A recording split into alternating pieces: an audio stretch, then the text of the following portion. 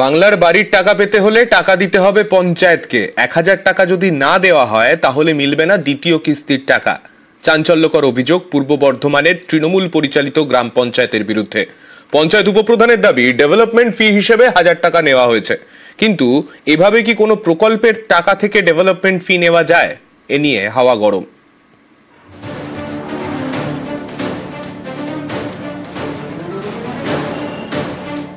বাংলার বাড়ি গরিবদের পাকা ঘর করে দিতে রাজ্য সরকারের প্রকল্প। গত ডিসেম্বরে উপভোক্তাদের ব্যাংক অ্যাকাউন্টে ঢুকেছে প্রথম কিস্তির 60,000 টাকা। অভিযোগ সেই টাকা থেকে 1000 টাকা করে নিয়েছে পূর্ব বর্ধমানের মেমারির দুর্গাপুর গ্রাম পঞ্চায়েত।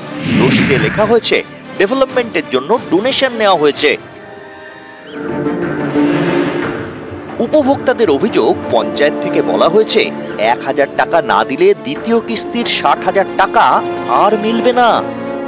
আমার নামে বাড়ি এসেছে, পঞ্চায়েতে টাকা দিয়েছে এই কারণে যে সেকেন্ড ইয়েতে টাকা ঢুকবে না, তার জন্য বলছে যে এই ঘর যাদের যাদের ঘরে এসেছে তাদের 1000 টাকা করে জমা না দিলে এই সেকেন্ড ব্যাংকের টাকা অফ থাকবে। ইনকোয়ারি করতে আসবে তখন বললো কি টাকা দেবে না, সার্টিফিকেট না হলে টাকা দেবে না, 1000 টাকাই করে দিতে হবে। আমরা বললাম যে সরকারি ঘর আবার কিছু পারমিশন লাগবে, তো বলছে কি পারমিশন না হলে ঘর হবে না।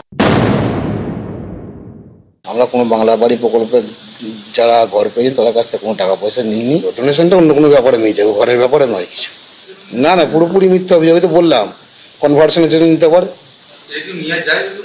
হ্যাঁ, নো ডোনেশন নেওয়া হয়। পঞ্চায়েত তো যে বিভিন্ন যে অনেক টাকা খরচা ডোনেশনের উপরই চলে।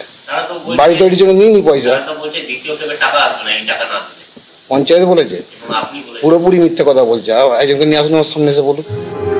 অনেকেরই প্রশ্ন, এভাবে কি কোনো প্রকল্পের টাকা থেকে ডেভেলপমেন্ট ফি নেওয়া যায়? পঞ্চায়েতের উন্নয়ন খাতে যেভাবে টাকা তুলছে, একবারে চিরকুট দিয়ে টাকা, কাটমানির তো একদম আইন মেনে যেন কাটমানি নিচ্ছে। সাধারণ মানুষের জন্য ডাইরেক্ট বেনিফিশিয়ারি যে টাকা আসছে, তৃণমূল কংগ্রেসের উন্নয়ন খাতে পকেট ভরাবার জন্য উন্নয়ন খাতে এই টাকা ব্যবহার করা হচ্ছে। এটা দুর্ভাগ্য। বাংলার বাড়ি পাইয়ে দেওয়ার জন্য 1000 টাকা পঞ্চায়েত নিচ্ছে। যদি কোনো বেনিফিশিয়ারি, তাহলে আপনাকে বলছে কেন? বিডিও কে সরাসরি লিখিত দিক, এসডিও কে সরাসরি লিখিত দিক, ব্যবস্থা নেওয়া হবে যদি এরকম কোনো অন্যায় হয়ে থাকে। মেমারি থেকে শরদিন্দু ঘোষ, নিউজ 18 বাংলা।